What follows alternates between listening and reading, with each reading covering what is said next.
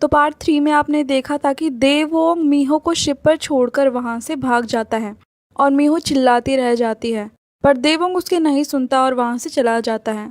इधर देवोंग को लगता है कि मुझे ऐसे मीहो को अकेले छोड़ना नहीं चाहिए था, उसे समुद्र से भी डर लगता है, तो वो वापस भागा भागा उसके पास जाने लगता है। वहीं मीहो कमजोर होने लगती है क्योंकि उसकी शक्तियां जो कि देवों के अंदर थी वो उससे दूर चली गई थी, तो उसका लोमड़ी वाला रूप वापस आने लगता है। तभी एक छोटा लड़का उसकी नीली आंखें नोटिस कर लेता है और अपनी मदर से शिकायत करता है कि वो लड़की एक मॉन्स्टर है। उस लड़के की मदर मीहो के पीछे लग जाती है, पर मीहो उससे बचते बचाते बाथरूम के अंदर चली जाती है। उस लड़के की माँ भी उसका पीछा करती है और वहाँ के गार्ड को बुला लेती है कि अंदर जो लड़की है उसके अंदर कुछ गड़बड़ है। और अब उस लड़की की मदर मीहो का बाथरूम से बाहर निकलने का वेट करने लगती है। यहाँ मीहो का पूरा रूप बदल गया था, वो बहुत भयानक लग रही थी। वहीं देवोंग भी शिप पर पहुंच जाता है और तभी उसको उसी बच्चे की मॉम से पता चलता है कि एक मॉन्स्टर शिप के अंदर घुस गई है।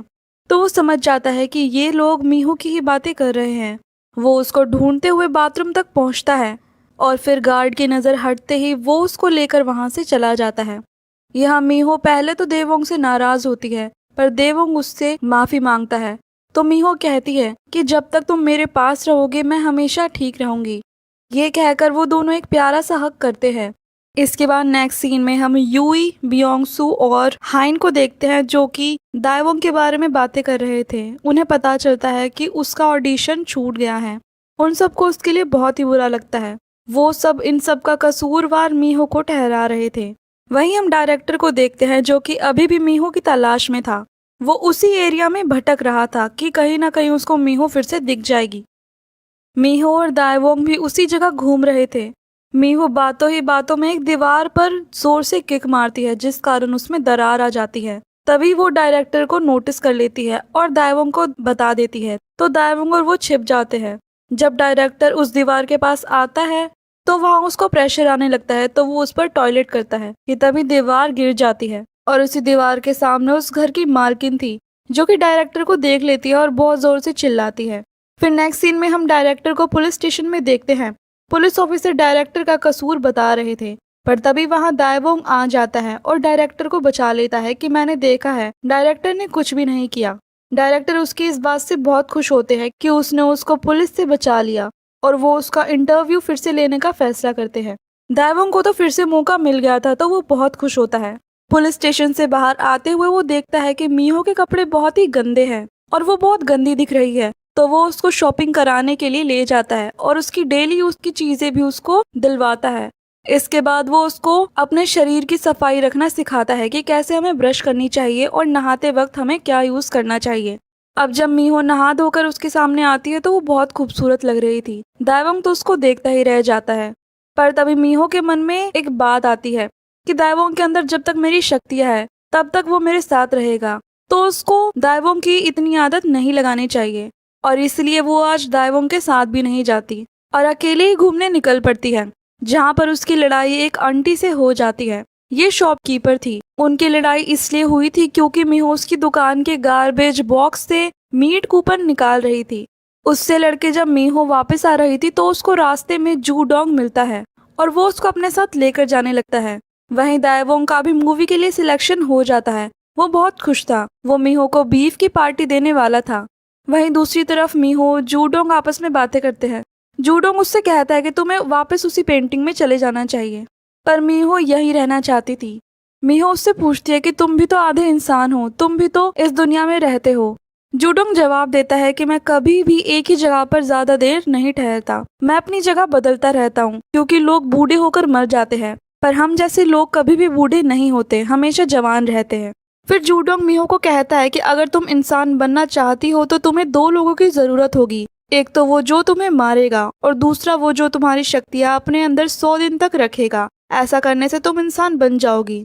वहीं दाएवोंग बहुत खुश था। वो मीट लेकर मीहो के पास जा ही रहा था कि उसे रास्ते में हाइन मिल जाती है और वो उससे कहते हैं कि मुझे पता है तुम मीहो को पसंद करते हो, तो मुझे डाउट में मत रखो। और वो दाएवोंग के साथ अपनी दोस्ती भी खत्म करके चली जाती है। दाएवोंग बहुत ही दुखी हो जाता है क्योंकि वो हाइन को पसंद करता था और दुख के कारण वो शराब पीने लगता है। वहीं मीहो उसका घर पर इंतजार करती रहती है। पर वो नहीं आता। फिर देर रात को वो नशे की हालत में एक्शन स्कूल पहुंचता है। मीहो उसको संभालती है। मीहो उससे कहती है कि तुम्हें क्या हुआ, तुम इतना पीकर आज क्यों आए हो। तो दाएबोंग उसको सीधा कहता है कि प्लीज तुम मेरी लाइफ से दूर चली जाओ, तुम्हारे आने से सब कुछ खराब हो गया है, प्लीज मुझे अकेला छोड़ दो। उसकी ये बातें सुनकर मीहो बहुत ही ज्यादा दुखी हो जाती है। फिर जब द्योंगजू की सुबह आंखें खुलती है तो वो मीहो को आसपास ढूंढने लगता है, पर वो उसको कहीं भी नजर नहीं आती। फिर उसको अपनी कल वाली बात याद आती है कि उसने ही मीहो को उसकी लाइफ से जाने के लिए कहा था। फिर भी वो उसको इधर उधर ढूंढने लगता है कि कहीं वो यहीं तो नहीं है, पर मीहो पहले ही जा चुकी थी। दाएवोंग थोड़ा उदास होता है, पर फिर कहता है कि अच्छा हुआ वो मुझे छोड़कर चली गई है, अब मैं अपनी लाइफ अच्छे से जीऊंगा। उसने मेरा जीना दुश्वार किया हुआ था। वो बहुत ही खुश होता है और उसकी ये खुशी मीहो भी दूर खड़ी देख रही थी। वो कहती है कि दाएवोंग मेरे बिना कितना खुश है, मैं खामखा ही उसके पीछे लगी हुई थी। फिर दाएवोंग अपने ग्रैंडपा के घर आ जाता है। उसके ग्रैंडपा बहुत गुस्सा करते हैं कि उसने मीहो को छोड़ दिया। फिर दाएवोंग अपने रूम में आकर बैठ जाता है। तब भी वो मीहो के बारे में ही सोचे जा रहा था कि क्या वो सच में वापस चली गई है या नहीं। कि तभी उसको हाइन की कॉल आती है और वो दोनों रेस्टोरेंट में मिलते हैं। दाएबोंग उसको कहता है कि मीहो वापस चली गई है तो तुम ज्यादा ओवर रिएक्ट मत करो। हाइन कहती है कि ठीक है, अब दोबारा ऐसा कभी मत करना, मुझे उसका तुम्हारे पास रहना बिल्कुल भी पसंद नहीं है। फिर दाएबोंग कहता है कि हाँ मीहो जा चुकी है, पर वो मुझे एक भी बार गुड बाय नहीं कहकर गई। वो एक गुड बाय तो कह ही सकती थी। उसकी बातें सुनकर हाइन को थोड़ा अजीब लगता है और वो उससे सवाल करती है क्या तुम्हें मीहो के जाने का दुख है। तो दाएवोंग मना कर देता है और कहता है कि नहीं नहीं, मैं खुश हूँ। यहाँ दाएवोंग अभी भी मीहो के बारे में सोचे जा रहा था। वहीं दूसरी तरफ हम मीहो को देखते हैं जो कि एक आर्ट स्कूल में घुसपैठ कर लेती है और वहाँ पर कुछ लड़कियों के मीट बर्गर चुरा लेती है और उन्हें मजे से खाती है। वहाँ का गार्ड भी मीहो को देख लेता है और वो सोच रहा था कि ये कोई चुड़ैल या भूत है। तभी हम देखते हैं कि जूडोंग भी वहीं मीहो पर नजर रख रहा था। फिर वो उसके पास अचानक से आता है और उसकी शक्तियाँ अपने पास लेकर उसे बेहोश कर देता है। वहीं दाएवोंग वापस एक्शन स्कूल में आ जाता है। वो मीहो के लिए मीट लेकर आया था। उसे लग रहा था कि मीहो शायद वापस आ गई होगी, पर उधर कोई भी नहीं था। वो मायूस होकर सोडा पीने लगता है। वहीं दूसरी तरफ हम जोंगडू और मीहो को देखते हैं। जोंगडू मीहो को कह रहा था कि तुम्हें ये सब कुछ शोभा नहीं देता है कि तुम चोरी करो, तुम एक गुमीहो हो, तुम दूसरों के बर्गर चुरा कर खाती हो। मीहो कहती है कि क्या हुआ, मेरे बारे में किसी को भी पता नहीं चलेगा। फिर जूडोंग उसे सवाल करता है कि तुम इधर उधर क्यों घूम रही हो, क्या दाएवोंग ने तुम्हारी हेल्प करने से मना कर दिया है। तो मीहो उसको सब बता देती है कि दाएवोंग ने ही उसको पिछली रात गायब होने के लिए कहा था, क्योंकि वो नहीं चाहता था कि एक गुमीहो उसके साथ रहे। मीहो बहुत ही अपसेट लग रही थी। जूडोंग उसको कहता है कि तुम मेरे साथ रह सकती हो, वैसे भी मैं जानवरों का डॉक्टर हूँ, तुम्हें भी मैं अपने पास रख सकता हूँ। फिर जूडोंग उसको कहता है कि तुम्हारे सामने दो बॉटल्स हैं, एक ब्लू है और एक रेड। तुम अगर लाल बोतल चुनती हो तो इसका मतलब है कि तुम इस वर्ल्ड में ह्यूमन बनकर रहना चाहती हो, और अगर तुमने ब्लू को चुना है तो इसका मतलब है कि तुम वापस पेंटिंग में चली जाना चाहती हो। पर मीहो तो ह्यूमन बनकर इस वर्ल्ड में रहना चाहती थी। वहीं दूसरी तरफ हम दाएवोंग को देखते हैं जो कि अपनी मूवी के लिए साइन कर देता है और फाइनली अब वो मूवी में एक्शन रोल करेगा, जो कि हमेशा से उसका सपना रहा है। वो अपने दोस्तों के साथ होता है और उन्हें बता रहा होता है कि जब वो अमीर हो जाएगा तो उसके क्या क्या सपने हैं। कि तभी उसका एक छोटा सा एक्सीडेंट हो जाता है जिस कारण उसको हॉस्पिटल जाना पड़ता है। हॉस्पिटल में पहुंचने के बाद वो डॉक्टर से कहता है कि सर कोई चिंता की बात तो नहीं है, पर डॉक्टर उसको कहते हैं कि तुम्हारी इंजरी बहुत ही ज्यादा है, तुम कोई भी मुश्किल काम नहीं कर सकते हो, खास करके एक्शंस। ये बात सुनकर उसके दोस्त और दाएवोंग बहुत ही शॉक्ड हो जाते हैं और डॉक्टर से पूछने लगते हैं कि क्या वो एक्शन नहीं कर सकता है। डॉक्टर इस पे खास मना करते हैं क्योंकि इससे दाएवोंग की हेल्थ को खतरा होगा और वो दाएवोंग को मूवी करने से मना कर देते हैं। दाएवोंग को अब मीहो की जरूरत थी क्योंकि मीहो की ताकतों की वजह से ही वो अब तक जिंदा था। वहीं जूडोंग और मीहो उसके घर पर बहुत ही अच्छा टाइम स्पेंड कर रहे होते हैं। फिर मीहो उसको कहती है कि उसको मीट की तलब लगी हुई है, पर जोंगडू तो चिकन नहीं खाता था, तो मीहो को मजबूरन बाहर जाना पड़ता है ताकि वो मीट खा सके। पर उसके पास ना पैसे थे ना कोई कीमती चीज, तो फिर भी वो एक रेस्टोरेंट में चली जाती है और वहाँ बहुत ही सारा बीफ खाती है, पर उसके पास इसको चुकाने के लिए कुछ भी नहीं था, तो वो वहाँ के बर्तन धो लेती है। वहीं हम दाएवोंग को देखते हैं जो कि एक्शन स्कूल में वापस मीहो से मिलने के लिए आ जाता है। वो कुछ क्लू देखने आया था कि मीहो जाने से पहले कुछ सबूत तो नहीं छोड़ गई है। तभी उसको सब कुछ याद आ जाता है कि नशे की हालत में उसने मीहो को क्या क्या कहा था।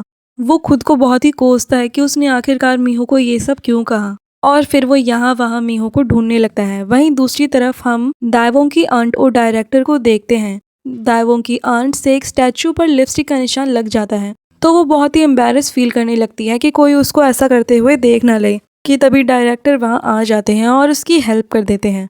पर उन दोनों की बातों ही बातों में एक गलतफहमी हो जाती है, जिस कारण डायरेक्टर को लगता है कि आंट शादीशुदा है, तो वो वहाँ से चला जाता है। इसके बाद जब डायरेक्टर अपने स्टूडियो में आता है तो वहाँ पर उसको दाइवोंग मिलता है, जो कि उनसे मूवी को थोड़ा डीले करने के लिए कहता है। पर डायरेक्टर उसकी इस बात को नहीं मानता और कहता है कि जिस दिन मूवी शूट होने की डेट है उसी दिन होगी, और दाइवोंग पर गुस्सा करने लगता है कि वो इस मूवी को सीरियसली नहीं ले रहा है। पर बातों ही बातों में दाइवोंग उन्हें ये बता देता है कि उसकी आंट सिंगल है और अनमैरिड है। ये जानकर डायरेक्टर बहुत ही खुश हो जाता है कि अब उसका रास्ता साफ है।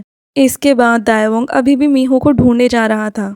वहीं मीहो भी एक्शन स्कूल में वापस आ जाती है, क्योंकि उसके मीट कूपन वहीं रह गए थे। वो कह रही थी कि दाइवोंग को कोई भी मतलब नहीं है, वो यहाँ पर मुझे एक भी बार देखने नहीं आया होगा।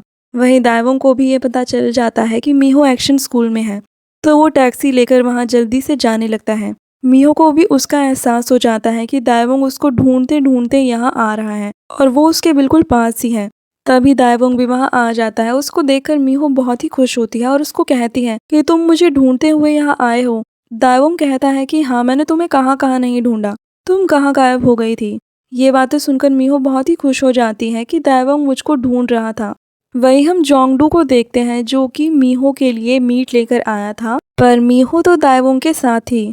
मीहो दाइवोंग से पूछती है कि क्या तुम रोज यहाँ आया करते थे, क्योंकि मैंने यहाँ सोडा की बोतल्स देखी है। दाइवोंग कहता है हाँ, मैं तुम्हें देखने के लिए आया करता था कि कहीं तुम वापस तो नहीं आ गई। ये जानकर मीहो को बहुत खुशी होती है कि दाइवोंग उसका इतना वेट कर रहा था। वो कहती है कि मैं भी तुम्हें बहुत ही मिस कर रही थी।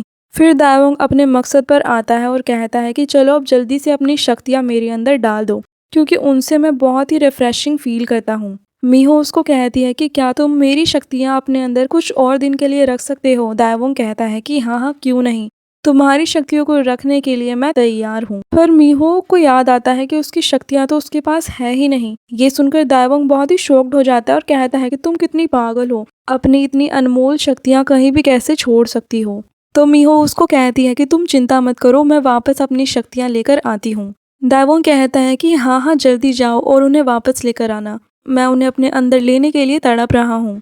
फिर मीहो उसको कहती है कि अगर मैं कुछ ज़्यादा लेट हो जाऊँ तो प्लीज़ मेरा यहीं पर वेट करना। फिर वो दोंगजू के पास चली जाती है और उसको जाकर बताती है कि दाइवोंग उसके पास वापस आ गया है। ये बात सुनकर जोंगडू बहुत ही उदास हो जाता है। वहीं दूसरी तरफ हम दाइवोंग को देखते हैं, जो कि अपना सामान पैक कर रहा होता है, क्योंकि वो एक्शन स्कूल में वापस मीहो के साथ रहने वाला था। उसके ग्रैंडपा भी इस बार उसको बहुत सपोर्ट करते हैं, क्योंकि उनको पता था कि मीहो उनके लड़के को सुधार देगी। दाइवोंग भी शौक हो रहा था कि आज उसके ग्रैंडपा कुछ बदले बदले से लग रहे हैं। इसके बाद वो एक्शन स्कूल के लिए रवाना हो जाता है कि तभी उसको हाइन का मैसेज आता है और वो उसको कहती है कि आज का हमारा डिनर है, तुम्हें याद है ना, प्लीज टाइम से रेस्टोरेंट आ जाना। ये मैसेज देखकर उसको एक आइडिया आता है कि क्यों ना वो आज हाइन को प्रपोज कर दे। तो वो शॉप पर जाकर एक ब्यूटीफुल सी रिंग खरीद लेता है। तभी उसको एक स्टफ टॉय मिलता है जिसकी शेप एकदम हड्डी की तरह थी, तो वो इसको मीहो के लिए ले लेता है। वहीं दूसरी तरफ यूई हाइन को बताती है कि अब दाइवोंग मूवी नहीं कर सकता, क्योंकि उसकी हेल्थ बहुत ही खराब है और अगर उसने एक्शन किया तो उसकी जान को भी खतरा हो सकता है। क्या तुम्हें दाइवोंग ने नहीं बताया? ये सब सुनकर हाइन बहुत ही शॉक्ड हो जाती है, क्योंकि उसको इस बारे में कुछ भी नहीं पता था। फिर वो और हाइन रेस्टोरेंट में मिलते हैं। यहाँ पर हाइन उससे पूछती है कि क्या तुम मूवी नहीं कर रहे हो। दाइवोंग उसको कहता है कि तुम चिंता मत करो, मैं इस मूवी को जरूर पूरा करूंगा। तो हाइन उसकी बातों का जवाब देते हुए कहती है कि इतनी जिद करना भी अच्छा नहीं है, तुम्हें डॉक्टर ने मना किया है ना एक्शन वगैरह करने के लिए। तो दाइवोंग उसको कहता है कि ये सब छोड़ो, मैं तुम्हारे लिए कुछ लाया हूँ। वो हाइन को प्रपोज ही करने वाला था कि तभी हाइन बीच में बात काट कर बोलती है कि अब मैं सब डायरेक्टर्स को क्या जवाब दूंगी, मैंने ही तुम्हारा नाम एजेंसी में सजेस्ट किया था और अगर उन्हें पता चलेगा कि तुम इस मूवी के लिए योग्य नहीं हो तो मेरा नाम खराब हो जाएगा। वैसे भी सबको लगता था कि हम दोनों डेट कर रहे हैं, फिर भी मैंने अपनी रेपुटेशन को दांव पर लगाकर तुम्हारा नाम दिया और अब वे सोचेंगे कि तुम मेरे बॉयफ्रेंड हो, इसलिए मैंने तुम्हें मूवी में घुसाना चाहा। तो दायवंग उसको कहता है कि तुम चिंता मत करो, मैं किसी को भी भनक नहीं लगने दूंगा कि हम दोनों डेट कर रहे हैं। वो इस बात से बहुत दुखी हो गया था और उसने उस रिंग को अपनी पॉकेट में वापस रख लिया था। इसके बाद वो एक्शन स्कूल आ जाता है जहाँ पर मीहो नहीं थी। वो यहाँ अकेले में कह रहा था कि मैंने ही मीहो को धोखा दिया है, मैं उसके साथ बहुत ही बुरा कर रहा हूँ। वहीं दूसरी तरफ जूडोंग मीहो से कहता है कि क्या तुम्हें दायवोंग पर पूरा भरोसा है कि वो तुम्हारी शक्तियाँ 100 दिन तक अपने अंदर रखेगा। अगर उसको कोई लड़की पसंद आ गई और उसने तुम्हारी शक्तियाँ लेकर वो भाग गया तो तुम क्या करोगी। मीहो कहती है कि मुझे दायवोंग पर पूरा भरोसा है। जूडोंग उसको किलतारा की कहानी बताता है कि वो लड़की जो बिल्कुल तुम्हारी तरह दिखती थी, उसने भी एक इंसान से प्यार किया था, पर उसने उसको धोखा दिया और आखिर में उसकी मौत हो गई। क्या तुम भी मरना चाहती हो? दायवोंग ने अगर तुम्हें धोखा दिया तो तुम क्या मर जाओगी? तो मीहो कहती है कि हाँ, मैं मरने के लिए तैयार हूँ। इसके बाद वो उसको अपना खून पीने के लिए देता है ताकि मीहो धीरे धीरे मर सके और उसको इस बात का ध्यान रखने के लिए भी कहता है कि तुम्हें इन सब चीजों के बारे में दायवोंग को नहीं बताना है, वरना ये असर नहीं करेगा। और जब 100 दिन के बाद दायवोंग तुम्हारी शक्तियाँ तुम्हें वापस देगा तो उस टाइम तुम एक इंसान बन जाओगी और नॉर्मल जिंदगी जी सकोगी। वहीं दूसरी तरफ दायवोंग मीहो का इंतजार कर रहा था, वो अब तक नहीं आई थी, तो वो उसको इधर उधर ढूंढने लगता है क्योंकि उसको डर था कि कहीं मीहो वापस तो भाग नहीं गई है। तभी उसको मीहो टेरेस पर बैठी हुई मिलती है। वो उससे पूछता है कि तुम आखिर यहाँ क्या कर रही हो। फिर मीहो उसको अपनी शक्तियाँ देकर कहती है कि क्या तुम इन्हें 100 दिन तक अपने अंदर रख सकते हो, पर तुम्हें ये ध्यान रखना होगा कि किसी भी लड़के के करीब तुम्हें नहीं जाना है और तुम्हें मेरी शक्तियाँ संभाल कर रखनी होगी।